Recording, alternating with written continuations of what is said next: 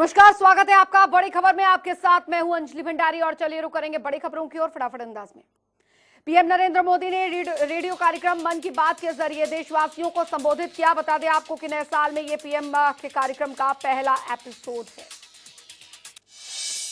मन की बात कार्यक्रम में पीएम मोदी ने गणतंत्र दिवस के मौके पर हुई हिंसा का जिक्र किया और कहा 26 जनवरी पर तिरंगे के अपमान से देश दुखी है।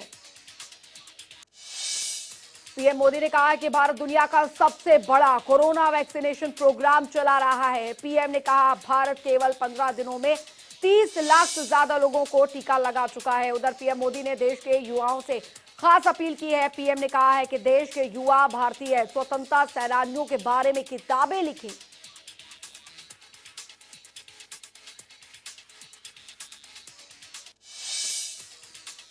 पीएम मोदी ने हैदराबाद की एक स्थानीय सब्जी मंडी की भी तारीफ की है और कहा है कि हैदराबाद की एक स्थानीय मंडी में लोग खराब सब्जियों को फेंकने की बजाय उसकी बिजली बनाने में जुटे हैं। पीएम मोदी के तिरंगे के अपमान वाले बयान पर भारतीय किसान यूनियन के नेता राकेश टिकैत ने पलटवार किया है। टिकैत ने कहा है कि तिरंगा सबका है, ये सिर्फ प्रधानमंत्री का नहीं है। किसान नेता राकेश टिकैत ने कहा है कि सारा देश तिरंगे से प्यार करता है, जिसने तिरंगे का अपमान किया उसको पकड़ा जाए। पश्चिम बंगाल में विधानसभा चुनाव से पहले सीएम ममता बनर्जी को बड़ा झटका लगा है। दरअसल उनकी पार्टी टीएमसी के कई बागी विधायक और नेताओं ने बीजेपी ज्वाइन कर ली है। टीएमसी के इन बागी नेताओं ने दिल्ली में केंद्रीय गृह मंत्री अमित शाह से मुलाकात के बाद पार्टी ज्वाइन की, जिसमें पश्चिम बंगाल के पूर्व मंत्री राजीव बनर्जी और विधायक वैशाली डालमिया ने समेत 5 कद्दावर नेता शामिल हैं। किसान आंदोलन के बीच संसद का बजट सत्र शुक्रवार से शुरू हुआ। 1 फरवरी को आम बजट पेश किया जाएगा। सत्र के पहले दिन कई विपक्षी दलों ने संसद परिसर में केंद्र सरकार के खिलाफ जमकर नारेबाजी करते हुए प्रदर्शन भी किया। संसद के बजट सत्र के दौरान सरकार प्राइवेट क्रिप्टो करेंसी पर बैन लगाने वाला नया बिल लाने की तैयारी में है। इस बिल के लागू होने के बाद देश में बिटकॉइन समेत सभी प्राइवेट क्रिप्टो करेंसी बैन हो जाएंगी।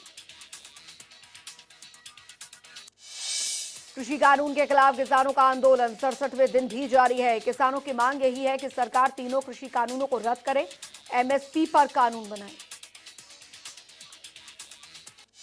बीते दिनों हुई हिंसा और राकेश टिकैत के आह्वान के बाद गाजीपुर बॉर्डर पर आंदोलन नया मोड़ ले चुका है। बता दें आपको कि सिंघू बॉर्डर के साथ ही अब गाजीपुर भी किसान आंदोलन का बड़ा पॉइंट बनता नजर आ रहा है।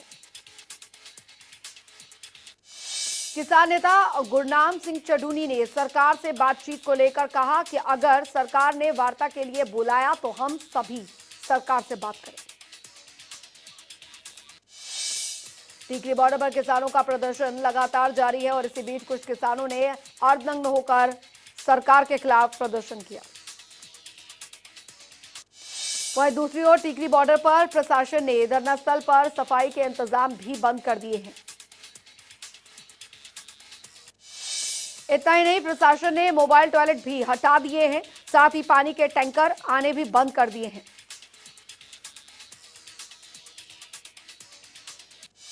कृषि कानूनों के खिलाफ किसानों का दिल्ली कूच लगातार जारी है। बता दें आपको कि उत्तर प्रदेश के मुजफ्फरनगर में किसानों की महापंचायत में पश्चिमी यूपी के जिलों से दिल्ली कूच के फैसला लिया गया। टीकरी बॉर्डर पर पंजाब और हरियाणा के किसान नेताओं ने संयुक्त प्रेस कॉन्फ्रेंस की। इस मौके पर उन्होंने आरोप लगाया कि सरकार आंदोलन में अराजकता फैलाना चाहती है और साथ ही कहा धरना स्थल पर इंटरनेट और सफाई बंद कर दी गई है। किसान नेताओं ने आरोप लगाया है कि सरकार सप्लाई चेन को बाधित कर रही है। हालांकि प्रदर्शनकारी किसानों का कहना है सरकार की तमाम कोशिशों से भी आंदोलन खत्म नहीं होगा। दिल्ली हिंसा मामले में पुलिस ने अब तक 38 एफआईआर दर्ज की है। वहीं 44 लोगों के खिलाफ लुकआउट नोटिस जारी किया है। अब तक 84 लोगों की गिरफ्तारी हो चुकी है। दिल्ली पुलिस की क्राइम ब्रांच को हिंसा से जुड़ी 1700 से ज्यादा वीडियो क्लिप जो है वो मिली है, जिनमें से जनता से जुटाई गई मोबाइल क्लिप्स और सीसीटीवी फुटेज भी शामिल है।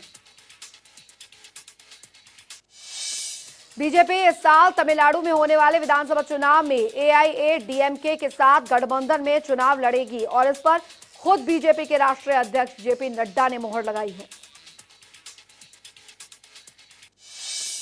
तमिलनाडु के 3 दिवसीय दौरे पर पहुंचे जेपी नड्डा ने कहा है कि बीजेपी और एआईएडीएमके गठबंधन आगे भी जारी रहेगा। बता दें कि इससे पहले बीते कुछ दिनों से दोनों दलों के बीच मतभेद की खबरें आई थी। गौरतलब है कि तमिलनाडु में इस साल 234 सीटों के लिए अप्रैल या मई में विधानसभा चुनाव हो सकते हैं। चुनाव में सत्तारूढ़ एआईएडीएमके बीजेपी गठबंधन का मुकाबला डीएमके नेतृत्व वाले विपक्षी गठबंधन से माना जा रहा है। दिल्ली की एक अदालत ने कांग्रेस नेता मोतीलाल वोरा के निधन के चलते नेशनल हेराल्ड मामले में उनके खिलाफ आपराधिक कार्रवाई रद्द कर दी है। बता दें कि मोतीलाल वोरा के पिछले साल दिसंबर में मृत्यु हो गई थी। अदालत में आरोपी पक्ष के वकील ने वोरा के मृत्यु प्रमाण पत्र को दिखाते हुए अदालत से उनके खिलाफ कार्रवाई निरस्त करने का अनुरोध किया था। इसके बाद अदालत ने वकील की दलीलों को मानते हुए वोरा के खिलाफ चल रहे आपराधिक मामलों को निरस्त कर दिया। गौरतलब है कि बीजेपी सांसद सुब्रमण्यम स्वामी ने मोतीलाल वोरा, सोनिया गांधी, राहुल गांधी और अन्य नेताओं के खिलाफ नेशनल हेराल्ड मामले में केस दर्ज कराया था। कोरोना वायरस से राहत पाने के लिए अब देश को जल्द एक और वैक्सीन मिल सकती है। दरअसल सीरम के सीईओ पूनावाला ने कहा है कि इस साल जून के अंत तक कंपनी एक और वैक्सीन कोवोवैक्स को लॉन्च कर सकती है। अमेरिकी कंपनी नोवावैक्स के साथ मिलकर वैक्सीन बना रही सीरम इंडिया भारतीय बाजार में इसे लोकल ब्रांड कोवोवैक्स के नाम से लॉन्च करेगी। पूनावाला ने यह भी कहा है कि नोवावैक्स के साथ दरअसल सीरम इंस्टीट्यूट ऑफ इंडिया की साझेदारी के तहत वैक्सीन का ट्रायल कराया जाएगा। वहीं पूनावाला ने इस बात की जानकारी देते हुए कहा है कि नोवावैक्स वैक्सीन ने दरअसल प्रकाशित ट्रायल नतीजों में कोरोना के खिलाफ शानदार प्रभावी नतीजे दिए हैं। उन्होंने कहा, उम्मीद यही है कि जून 2021 तक कोवोवैक्स को लॉन्च कर देंगे। कोरोना के बाद अब बर्ड फ्लू देश में दहशत फैला रहा है। दरअसल केंद्र सरकार ने 10 राज्यों के पोल्ट्री बर्ड्स में दरअसल बर्ड फ्लू फैलने की पुष्टि की है, जबकि 13 राज्यों में कौवे, प्रवासी और जंगली पक्षियों में इस बीमारी की जानकारी मिली है। एयर मार्शल राजेश कुमार आज वायुसेना के सामरिक बल कमान के नए प्रमुख का पदभार संभालेंगे। Kumar air marshal NS Dhillon की जगह लेंगे, जो कि 31 जनवरी को ही रिटायर होने वाले हैं। कोरोना संकट को देखते हुए गुजरात में लंबे समय से लगे नाइट कर्फ्यू को लेकर अहम फैसला लिया गया है। दरअसल राज्य के 4 बड़े शहरों में नाइट कर्फ्यू को 15 फरवरी तक के लिए बढ़ा दिया गया है। गुजरात में लगने वाले नाइट कर्फ्यू में 4 बड़े शहर अहमदाबाद, राजकोट, बड़ोदरा और साथ ही सूरत शामिल हैं। हालांकि इस नाइट कर्फ्यू के दौरान 1 घंटे की राहत जरूर दी गई है, यानी कि पहले जो नाइट कर्फ्यू रात 10 बजे से लगता था वो अब 11 बजे से लगेगा।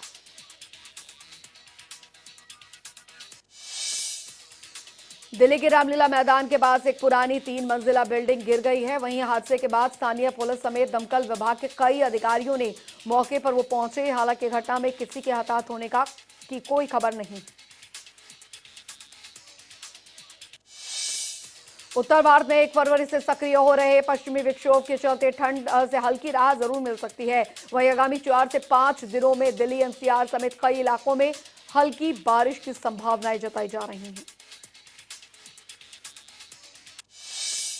उत्तर प्रदेश की योगी सरकार ने दरअसल गेहूं के लिए एमएसपी 1975 रुपए प्रति क्विंटल कर दिया है। इस साल पिछले साल के एमएसपी के मुकाबले 50 रुपए अधिक बढ़ाए गए हैं। इलाहाबाद हाईकोर्ट ने यूपी पुलिस से सभी थानों में लगे टॉप 10 अपराधियों के लिस्ट हटाने के आदेश दिए हैं।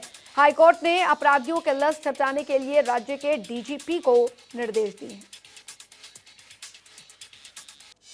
नोएडा की तर्ज पर अब दादरी और बुलंदशहर के 80 गांवों का अधिग्रहण करके नया नोएडा विकसित किया जाएगा, जो कि शहर अत्याधुनिक सुविधाओं से लैस होगा। उत्तर प्रदेश बीजेपी ने पंचायत चुनाव को लेकर जिला और महानगर प्रभारियों की घोषणा कर दी है। राज्य के लगभग सभी वरिष्ठ नेताओं को जिम्मेदारी सौंपी गई है। आने वाले वर्ष चुनावी साल होगा और इसे ध्यान में रखते हुए घोषणा कर दी गई है। रायबरेली में मुख्यमंत्री सामूहिक विवाह समारोह में 73 जोड़ों ने 107 फेरे लेकर वैवाहिक बंधन में बंधे हैं। वैदिक मंत्रोच्चार के बीच सामूहिक विवाह कार्यक्रम संपन्न हुआ। वहीं इस दौरान डीएम, एसडीएम सहित कई अधिकारियों ने दान दक्षिणा देकर जोड़ों को विदा किया। अंग्रेजी शराब की दुकानों में हो रही चोरियों पर पुलिस ने एक्शन लेते हुए आरोपी को बिहार बॉर्डर से गिरफ्तार किया, जिसे पुलिस लगातार पूछताछ कर रही है। मिर्जा मुराद थाना क्षेत्र के कछवा रोड पुलिस चौकी के सामने वाराणसी से प्रयागराज की तरफ जा रही अनियंत्रित ट्रक ने अचानक खड़े ट्रक में टक्कर मार दी, जिसमें ट्रक ड्राइवर घायल हो गया। उधर सीतापुर में एक अज्ञात वाहन ने होमगार्ड को टक्कर मार दी, जिसमें कि होमगार्ड की मौके पर मौत हो गई। कन्नौज के सौरिक थाना क्षेत्र में तेज रफ्तार का कहर देखने को मिला है, जहां पर अनियंत्रित होकर कार ट्रक में जा घुसी। वहीं कार में सवार 3 लोगों की दर्दनाक मौत हो गई। फर्रुखाबाद के फतेहगढ़ कोतवाली क्षेत्र में बदमाशों ने रिटायर्ड शिक्षक के घर में दिन दहाड़े लूट की वारदात को अंजाम दिया। तमंचे के बल पर मारपीट करते हुए लाखों की नकदी जेवरात लेकर बदमाश फरार हो गए। वहीं एसपी समेत पुलिस मौके पर पहुंचकर जांच पड़ताल में जुट गई है। उत्तर प्रदेश सरकार के मंसूबों पर पानी फेरा जा रहा है। गोंडा के जिला अस्पताल में रिश्वत लेते हुए वीडियो वायरल हो रहा है, जिसमें तीमारदारों से भ्रष्ट अधिकारी पैसे लेते नजर आ रहे हैं। गाजियाबाद जीडीए वीसी ने दरअसल अवैध निर्माण रोकने और विकास कार्य की शिकायत के लिए टोल फ्री नंबर जारी किया है, जिससे कि अब सीधे वीसी से आप स्वयं शिकायत कर सकेंगे। बता दें आपको कि दरअसल हरियाणा कांग्रेस अध्यक्ष कुमारी शैलजा ने किसानों के समर्थन में प्रेस कॉन्फ्रेंस की, जिसमें कि उन्होंने कहा है कि प्रदेश सरकार दरअसल किसानों के समर्थन में 3 फरवरी से 5 फरवरी तक राज्य के प्रत्येक ब्लॉक में शांति मार्च का आयोजन करेगी। कुमारी शैलजा ने बीजेपी पर आरोप लगाते हुए कहा है कि जिस दिन से कृषि कानूनों के खिलाफ किसानों का आंदोलन शुरू हुआ है, उसी दिन से केंद्र सरकार कथित तौर पर षड्यंत्र कर इसे बदनाम करने की कोशिश कर रही है। गाजीपुर बॉर्डर पर राकेश टिकैत के भावुक होने के बाद हरियाणा के कई गांवों में पंचायत हुई है। पंचायत में किसानों ने ऐलान किया है कि वो भारी संख्या में एक बार फिर से गाजीपुर बॉर्डर पहुंचेंगे। आपको बता दें कि गोहाना के से कई किसान दरअसल गाजीपुर बॉर्डर पहुंच रहे हैं और गोहाना से गाजीपुर पहुंचे किसानों ने कहा है 26 जनवरी को जो कुछ भी हुआ वो सब एक साजिश थी। गोहाना के किसानों ने कहा है कि किसानों के आंदोलन को कमजोर करने की कोशिश की जा रही थी। साथ ही किसानों ने कहा किसानों का आंदोलन जारी रहेगा।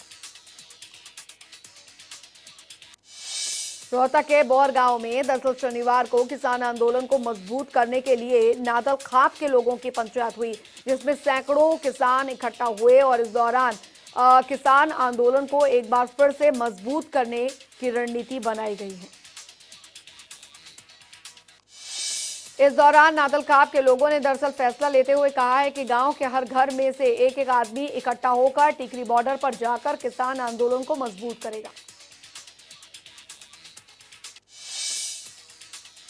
साइबर सिटी गुरुग्राम में सामाजिक संगठन के लोगों ने गुरुग्राम की सड़कों पर तिरंगा सम्मान यात्रा निकालकर एकता और अखंडता का संदेश दिया। साथ ही कहा जिन्होंने लाल किले पर शर्मनाक हरकत की थी उन पर कार्रवाई की जाए।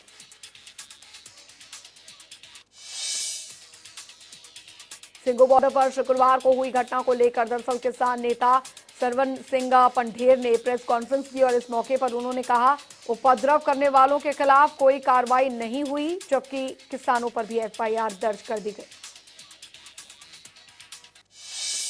कृषि कानूनों के खिलाफ आपको बता दें कुंडली बॉर्डर पर किसानों का आंदोलन जारी है। तो वहीं 26 जनवरी की हिंसा के बाद स्थानीय लोगों ने किसानों के खिलाफ नारेबाजी की और किसानों से जल्द जगह खाली करने को कहा गया है।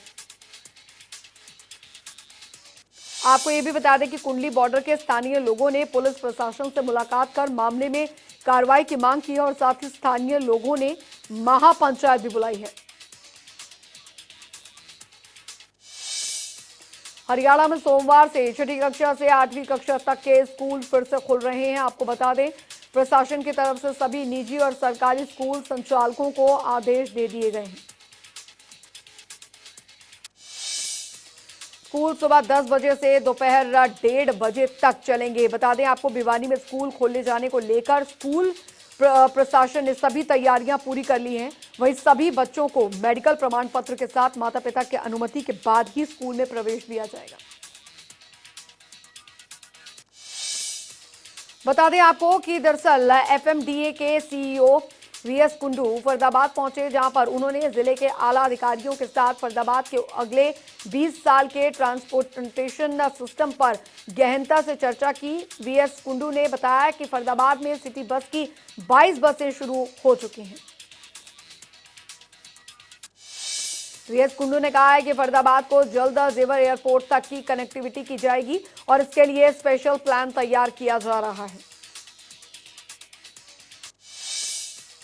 साइबर सिटी के गुरुग्राम की शीतला कॉलोनी के ही डी ब्लॉक में हाई वोल्टेज ड्रामा में होने की जानकारी मिली है। बता दें कि जानकारी के मुताबिक प्रशासनिक दस्ता अवैध निर्माण तोड़ने गया था, लेकिन इस दौरान एक महिला ने निर्माणाधीन मकान की दूसरी मंजिल से कूदने की कोशिश की। वहीं पुलिस प्रशासन ने सूझबूझ दिखाते हुए महिला को मकान की छत से उतारकर समझाने का प्रयास किया। बहादुरगढ़ के पहलवान राहुल राठी ने सीनियर नेशनल कुश्ती प्रतियोगिता में स्वर्ण पदक हासिल किया है। राहुल राठी ने रेलवे की तरफ से खेलते हुए गोल्ड मेडल हासिल किया। फरीदाबाद के बल्लभगढ़ स्थित चावला कॉलोनी के एक मकान की छत से महिला की लाश मिलने से सनसनी फैल गई है।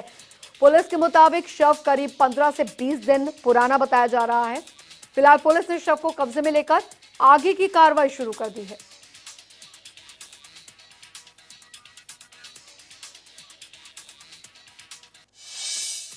हिमाचल प्रदेश में मौसम एक बार फिर से करवट बदलने वाला है। मौसम विभाग की तरफ से बताया गया है कि 2 फरवरी तक मौसम साफ रहेगा, लेकिन 3 और 4 फरवरी को प्रदेश के ऊंचाई वाले इलाकों में बर्फबारी के आसार बने हुए हैं।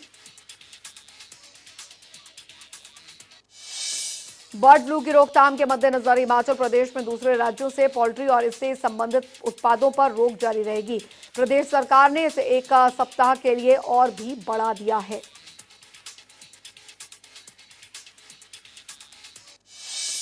बता दें कि बीते 2 सप्ताह से हिमाचल में बाहर से आने वाले पोल्ट्री पदार्थों पर रोक है। पंजाब हरियाणा में बर्ड फ्लू की स्थिति संवेदनशील बनी हुई है। प्रदेश में अभी बर्ड फ्लू का खतरा अभी भी बना हुआ है।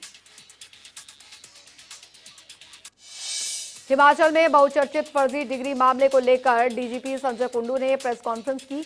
बताया कि फर्जी डिग्री घोटाले से जुड़े धन शोधन मामले में ईडी ने मानव भारती यूनिवर्सिटी और प्रमोटरों से जुड़ी 194 करोड़ रुपए से ज्यादा की संपत्ति जब्त की है।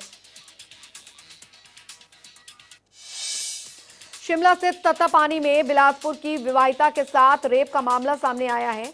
पुलिस ने मामले में 3 लोगों को गिरफ्तार किया है। वहीं महिला का आरोप है कि उसे धमकाया गया है। शिमला में युवा कांग्रेस नेताओं ने महंगाई के खिलाफ प्रदर्शन किया और साथ ही बीजेपी सरकार पर जमकर निशाना साधा है। युवा कांग्रेस के प्रदेश अध्यक्ष ने कहा है कि आज पेट्रोल डीजल के दाम 90 रुपए के पार हो गए हैं। बीजेपी के मंत्री चुप्पी साधे हुए हैं। विश्व भर में कोरोना के जो कुल मामले हैं 10 करोड़ 31 लाख से भी ज्यादा हो चुके हैं, जिनमें से 22 लाख से ज्यादा मरीजों की मौत हो चुकी है। तो वहीं 7 करोड़ 47 लाख से ज्यादा मरीज जो हैं वो ठीक हो चुके हैं। विश्व भर में सबसे ज्यादा कोरोना के मरीज अमेरिका में हैं। अमेरिका में 2 करोड़ 66 लाख से भी ज्यादा लोग संक्रमित हो चुके हैं, जिनमें से 4 लाख 50 हजार से ज्यादा मरीजों की मौत अब तक हो चुकी है। देश में कोरोना के 13,000 नए केसेस सामने आए हैं, जबकि 14,000 से भी ज्यादा मरीज ठीक हो चुके हैं। तो वहीं 24 घंटे में 128 लोगों की मौत हो चुकी है। भारत में कोरोना संक्रमितों की संख्या 1,07,00,000 के पार हो चुकी है। आपको बता दें, इनमें से 1,04,00,000 से ज्यादा मरीज ठीक हो चुके हैं, तो वहीं 1,54,000 से ज्यादा लोगों की मौत हो चुकी है। भारत में कोरोना के मामलों में तेजी से गिरावट देखी जा रही है। वहीं आपको बता दें, केरल में नए कोरोना मामलों की संख्या सबसे ज्यादा सामने आ रही है। महाराष्ट्र में कोरोना का आंकड़ा 20,20,000 को पार कर चुका है, जिनमें से 51,000 लोगों की मौत हो चुकी है। राजधानी दिल्ली में संक्रमितों का कुल आंकड़ा 6,34,000 को पार कर चुका है, जिनमें से 1,400 से ज्यादा मरीजों का इलाज जारी है। उत्तर प्रदेश में कोरोना के कुल मामले करीब 6 लाख हो चुके हैं। इनमें से 8,650 से ज्यादा मरीजों की मौत हो चुकी है। हिमाचल में कोरोना संक्रमितों की संख्या 57,500 से ज्यादा हो गई है। इनमें से 56,000 से ज्यादा मरीज ठीक हो चुके हैं। हरियाणा में कोरोना संक्रमितों का जो कुल आंकड़ा है 2,67,800 के करीब पहुंच गया है। इनमें से 2,63,000 से भी ज्यादा मरीज ठीक हो चुके हैं। अमेरिका के कैलिफोर्निया में डेविस सेंट्रल पार्क में कुछ अज्ञात लोगों ने महात्मा गांधी की प्रतिमा को तोड़ दिया। वहीं इसकी कड़ी निंदा करते हुए वाशिंगटन स्थित भारतीय दूतावास ने अधिकारियों से इस मामले में दोषियों के खिलाफ कार्रवाई की मांग की है। नेपाल के प्रधानमंत्री केपी शर्मा ओली ने एक बार फिर से भगवान राम के जन्मस्थान को लेकर विवाद पैदा करने की कोशिश की है। केपी शर्मा ओली ने कहा है, राम मंदिर का निर्माण नेपाल में शुरू हो चुका है। कोरोना वायरस की मार झेल रहे कंगाल पाकिस्तान को वैक्सीन लाने के लिए खुद का विमान चीन भेजना पड़ा। बताया जा रहा है कि चीन के 5 लाख खुराक फ्री में देने के एवज में पाकिस्तान के सामने शर्त रखी थी कि वो खुद के खर्च से इस वैक्सीन को लेकर जाए। पाकिस्तान के प्रतिबंधित आतंकवादी समूह लश्कर-ए-इस्लाम ने दरअसल जला खान अफरीदी को अपना नया सरगना चुन लिया है। संगठन ने भगोड़े नेता मंगलबाग के कुछ दिन पहले ही अफगानिस्तान में सड़क किनारे एक बम धमाके में मृत पाए जाने के बाद ये कार्रवाई की। संयुक्त राष्ट्र के महासचिव एंटोनियो गुटेरेस ने दरअसल भारत और पाकिस्तान से अपनी समस्याओं पर बात करने की अपील की है।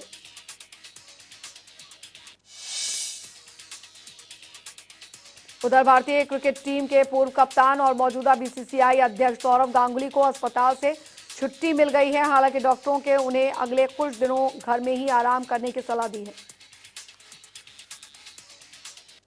गौरतलब है कि सीने में दर्द उठने के बाद सौरव गांगुली को एक ही महीने में 2 बार एंजियोप्लास्टी से गुजरना पड़ा। बता दें आपको कि दादा कोलकाता के अपोलो अस्पताल में भर्ती थे। 5 फरवरी से भारत और इंग्लैंड के बीच में 4 टेस्ट मैचों की सीरीज शुरू होने जा रही है, जिसके मद्देनजर दोनों टीमें चेन्नई पहुंच चुकी हैं। शुरुआती 2 टेस्ट चेन्नई में होंगे।